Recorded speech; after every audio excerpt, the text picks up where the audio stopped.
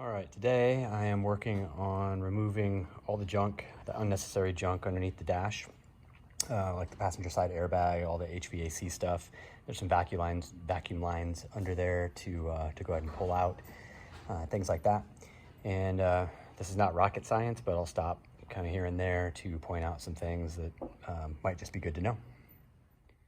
Okay, so I guess I said this wasn't rocket science. It's not, but it's not exactly easy either. I think maybe the last time I did this, I had a little bit of a selective memory. So in order to get this heater box out underneath the dash, the blower fan will pop out just the bottom with 3 screws. But in order to get all this stuff out, you actually have to get in and get access to the firewall. So there's a little bit of work to be done there. So in order to do this easily, you got a couple options. Certainly the easiest thing to do here is to remove the intake. And when you remove the intake, then you're going to get access to a couple of areas where there are studs that come through the firewall from the heater box assembly that you need to get rid of. You also need to detach the AC and the coolant hoses and whatnot that are going back there. So it's a little bit of work to get to. So you can start to see as I'm cleaning this stuff out where some of these attachments were. There is let's see if I can get this on camera.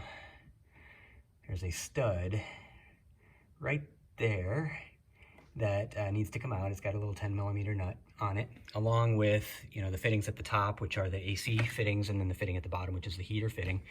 And there's some other things in the way. So now is a good time to go ahead and remove the air system. Back there, it is, how can I get to it here? It is this guy with the light shining on it. And essentially this guy just comes around and it attaches to the headers on both sides. Sorry, I'm having a hard time getting the right angle here. So right there, there's another one on the other side. And then it's got vacuum lines that connect to it and then go around to the front of the car under the, kind of next to the radiator down under there. All of that stuff can come out. And I'll talk later about how to deal with this. You can pick up like blocking plates for the manifold for like 20 bucks on eBay or 25 bucks on eBay. Or you can just cut that thing off and weld it closed. So I'll talk about that a little bit later, but for now I'm just gonna go ahead and clear this stuff out of here since I'm gonna do it anyway. There's no point trying to work around it. So I'll clear it out and then we'll be able to get a little better view of what's going on back there. Well, I've got all the junk out of the way now. The hoses are all disconnected from the heater and the air conditioning in there. And I've removed the nuts from the 2 studs, so this thing should come out. So just to give you kind of a better idea of what we've got, put that back. Over here we've got a couple fittings, the top one for the AC, and then down low are basically it's the single fitting, but it's the send and the return for the heater. And then next to it, let's see, let me zoom back out, right there, we have one of the studs. So you take the 10mm head nut off of that guy. And then over here towards the passenger side, we have another one right there. So another one to take the 10mm head nut off. And then once we've got that inside,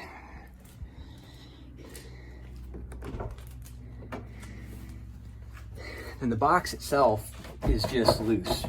So I can kind of jiggle it around. So now it's a matter of making sure that I've got all the wiring harnesses disconnected and just jiggling that guy out. The heater box is now out. After a bit of aggressive wiggling, I ended up loosening up the gauge cluster, which was just 2 7mm head screws. And then I also pulled off the ignition, which is just another single 7mm head screw. And then that was enough room for me to basically just wiggle this guy right on out. So get this out of the way here and then talk about some last steps that need to be done. With the heater core out of the way, you can see there's a little work left to do. So One is I've got this sound deadening pad. I'm gonna go ahead and get that out now.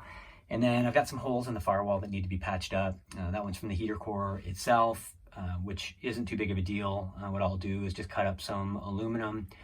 I will essentially glue it to the firewall with some silicone and then put a couple of rivets through it to hold it in place. I've got another one over here to patch up. And let's see what else. Then I've got this vacuum line that I disconnected. I have to come back around and take care of that. So, which brings me to a good point, and that is that before we put this thing together, we've got some business to take care of back here, right? So essentially what's happening with that vacuum line is it's coming out, I don't think we can see it down here, but it comes through the firewall out to essentially a distribution hub here. And then it comes back up to the back of the intake. And this is the main source that goes to that distribution hub, right? So that distribution hub then goes back and feeds the HVAC system, but also the air system that we're in the process of taking out. So the source for that is here at the back of the intake.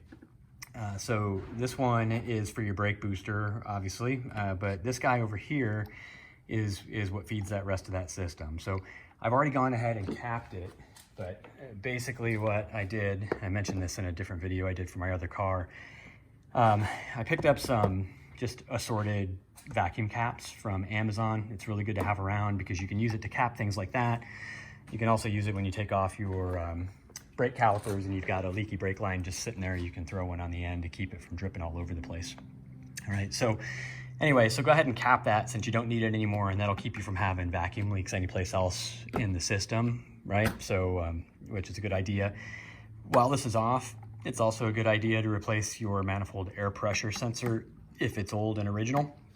And then back here, it's a good idea to replace the oil pressure sending unit, which is this guy right here, right? So with the intake off, it's much easier to access. If you don't, and you have to access it with the intake on and you're in a hurry, the only other way to do it is to actually take this wiper cover off and then drill a hole in the cowl so that you can get down in there, which isn't so fun. So I'm kind of a nut when I go to the track. I like to go to race as opposed to wrenching on the car and being all stressed out about troubleshooting broken things. So my preference is to just replace those things. I think of it like cheap insurance for a good time. So that's it. So the dash is gutted, at least enough for the roll cage to go in. I'm going to go in there and clean up a little bit of wiring and patch those holes and whatnot. But otherwise, that's it. Everything's ready to start putting back together here.